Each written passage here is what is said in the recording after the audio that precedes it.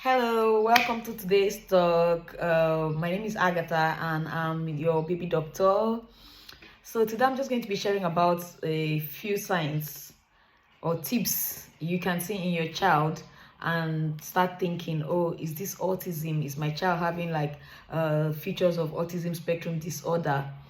Okay, so usually autism features sometimes start around the age of 3 to 4. Sometimes it can be as early as 2 years.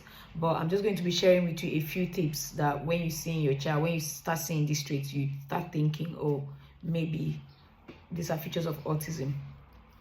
Okay, so one of it is if you notice that your child is having like abnormal body movements, right?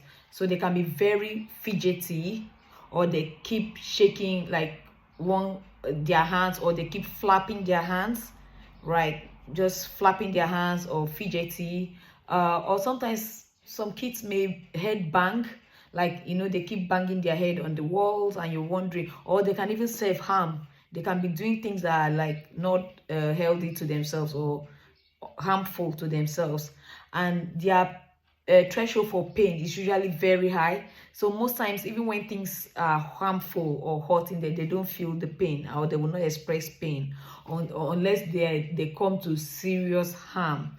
That's one of the things you can note in your child. Secondly, if you notice that your child is maybe very selective with food, like they want a particular type of food, a particular texture of food, maybe they want just very crispy food, biscuits or things like that. They don't like, if you bring any other type of food, they won't want to take it unless a particular texture of food that they like. They just are only interested in eating those types of texture of food. Those may be symptoms or signs of autism.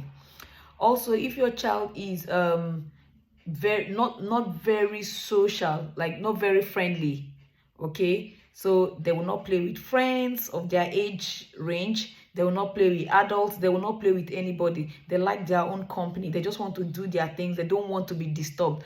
And when you try to like disrupt what they are used to, they throw a lot of tantrums, like they are so upset, they don't want you anywhere around them. Or when your child is very picky with particular colors, let's say they just like purple color, and everything, their shoe they want it in purple, their clothes they want it in purple, everything they just want. If you keep 5 6 7 colors, say they will just come straight pick the purple color alone, they don't want any other thing. Or they are very selective with their clothing. So for instance, a child can have maybe 10 shoes, but there's just one particular shoe he wants to wear every single day. That's just that shoe. If you try to change it to something else, they are not having it, they will throw a tantrum, and so on and so forth. So also, they are very fixated on maybe particular toys. Let's say the child likes maybe Spider-Man, for instance. They will not have any other thing except Spider-Man, and whenever they are playing, it's just that Spider-Man. No matter how many other toys are there, they are just interested in a particular toy and they are playing with it. Sometimes parents think these children are just being stubborn. You just think, oh, this child is very, very stubborn. They don't hear. It could just be this child has autism or features of autism and you're not even aware.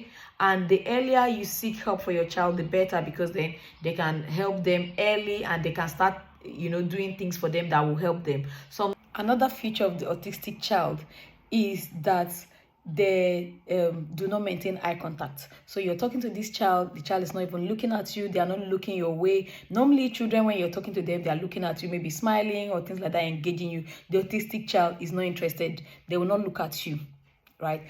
The other thing is they like to keep their routine. They like to do their things in a particular way every time, all the time, and if you make any changes to that routine, they get very upset.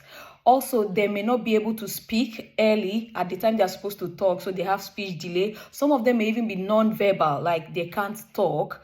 All right, and you need to just take them early to the doctor so that they can get all the help that is available for them. Maybe they may need speech and language therapy. I hope you've learned something from this video. If you got any value from it, you can like the video, show me in your comment section, share it with your friends and families, And if there's any further topic you want me to talk about, you can put it in the comment section and I'll gladly talk about it. Thank you. See you next time. Bye.